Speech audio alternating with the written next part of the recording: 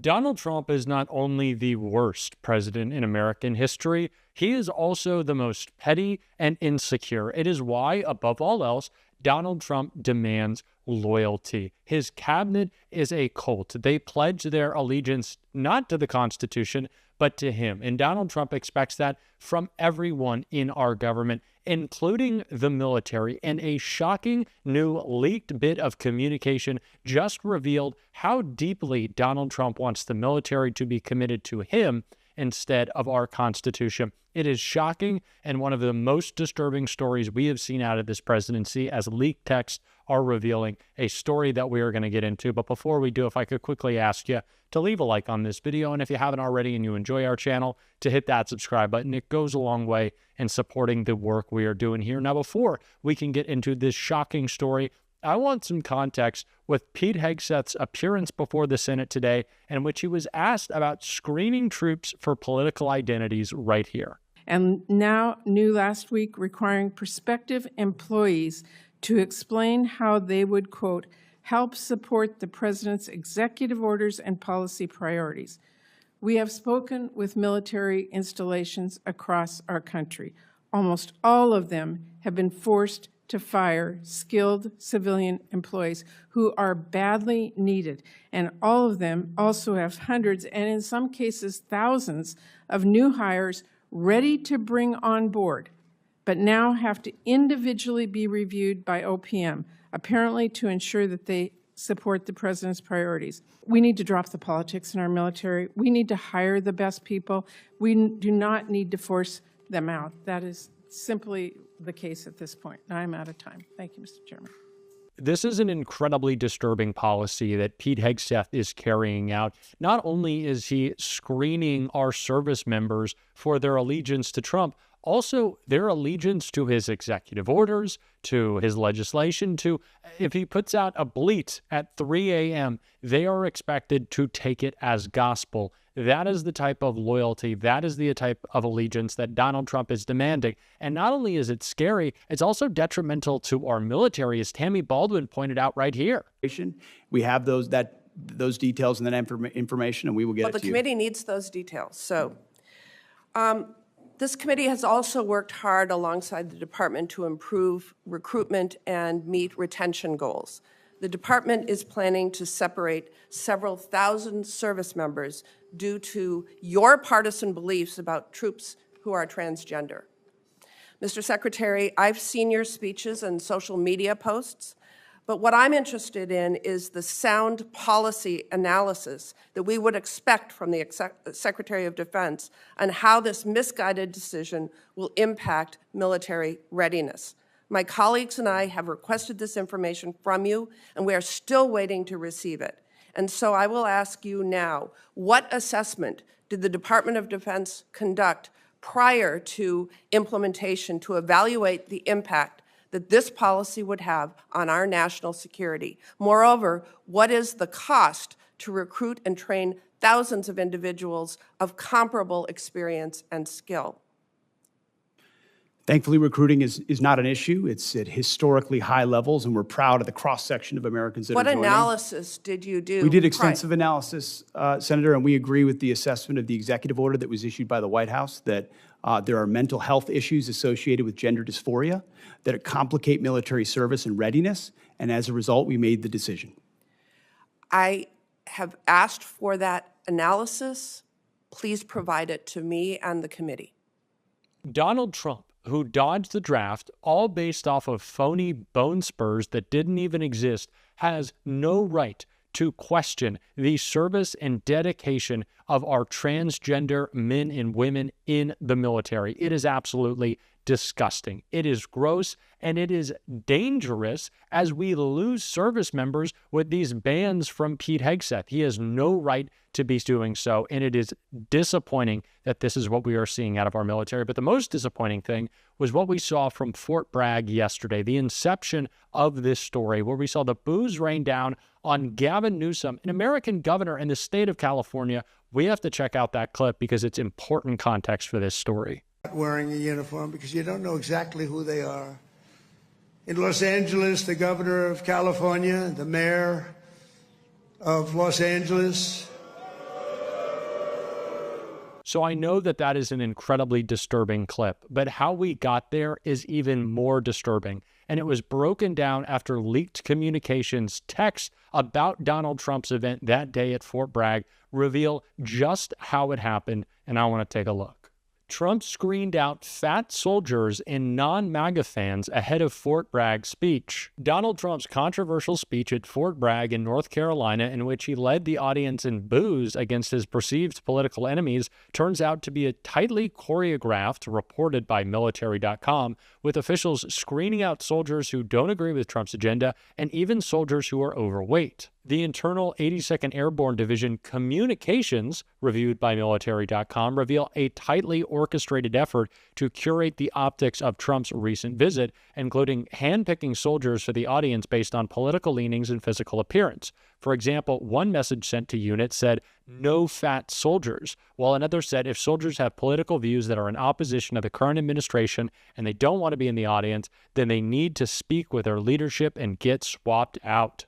A commander who wished to remain anonymous told military.com, "This has been a bad week for the Army. For anyone who cares about us being neutral, this was shameful. I don't expect anything to come out of it, but I hope maybe we can learn from it long term." During the speech, Trump raged against California, where he has deployed the National Guard and Marines to break up protests against mass deportation, and urged the soldiers in attendance to boo the protesters and the news media. The speech triggered outrage over the perceived inappropriate behavior of using troops as political props when televised partisan cheers by soldiers are against longstanding military rules. This is a disgraceful display. Donald Trump is screening service members before they join our military. Who gets to stand behind him at a speech demanding that they boo the governor of California?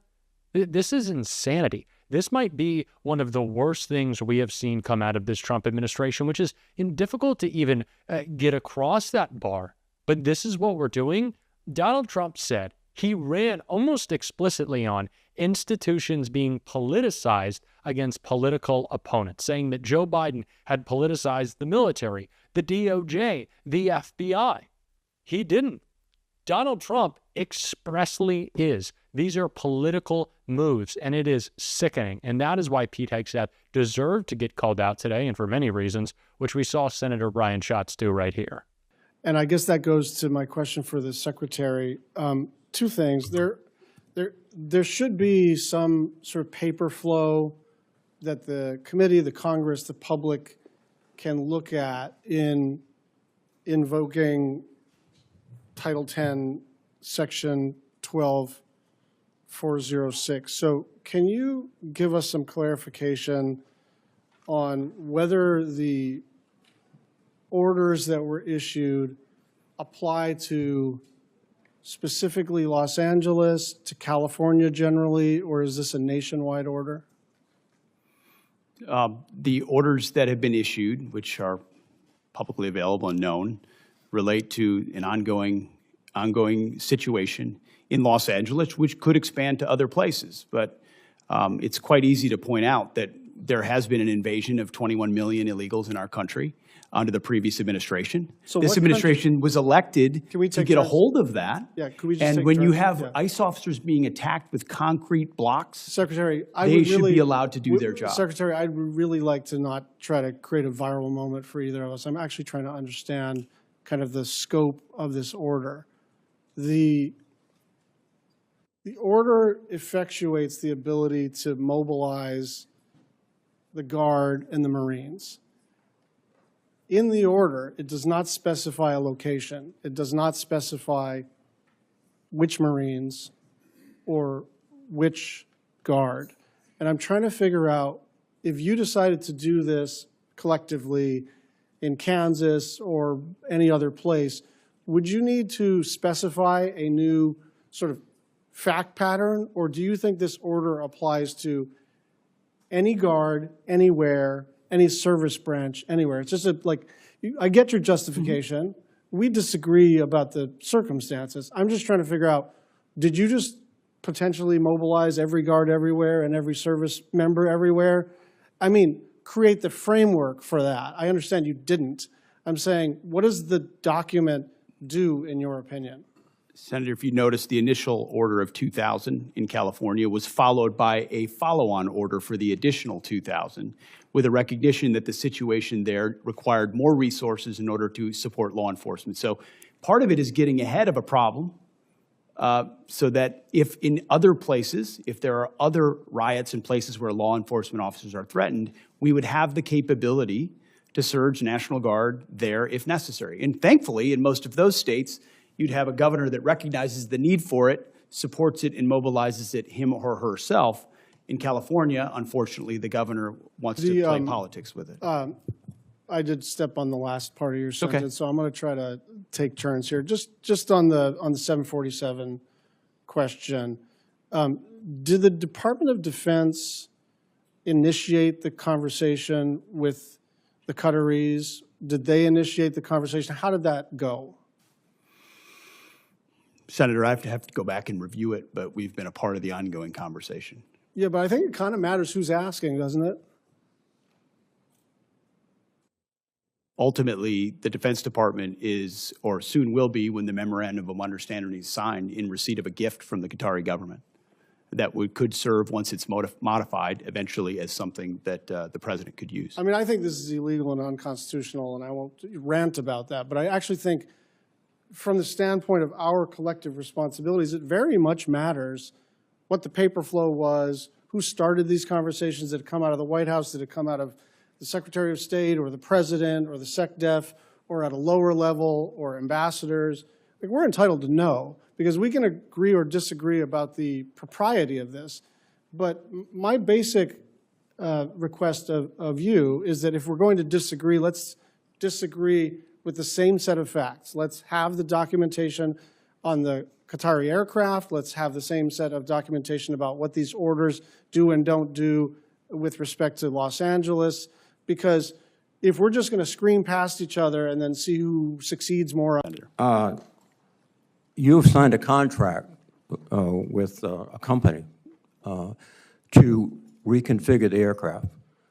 What is the price of that contract? That cannot be revealed in this setting, sir. Why can't it be revealed in this setting? Well, this is the Appropriations Committee of the United States Senate. We appropriate the money that you will spend after it's authorized by my committee. And you cannot tell us how much the contract is for? You will have that number, Senator. It just No, can't be do talked you about want in it a now? public It's realm. been the contract has been signed, correct? The contract has been signed? The Memorandum of Understanding is not No, complete, and I'm therefore talking about it's the not contract with the American contractor. Has it been signed? It's nothing on that front that I'm aware of is being executed. Well, that's contrary to what we've all heard. I am deeply disturbed. This is deeply uncomfortable, and we need to continue to call it out every single day. We're going to be on this show, and if you want to support the work that we're doing here and the work of independent media, as always, you can hit that subscribe button, leave a like on this video, and if you stuck around to the end, you can drop a blue heart in the comments. And until next time, I'll see you soon.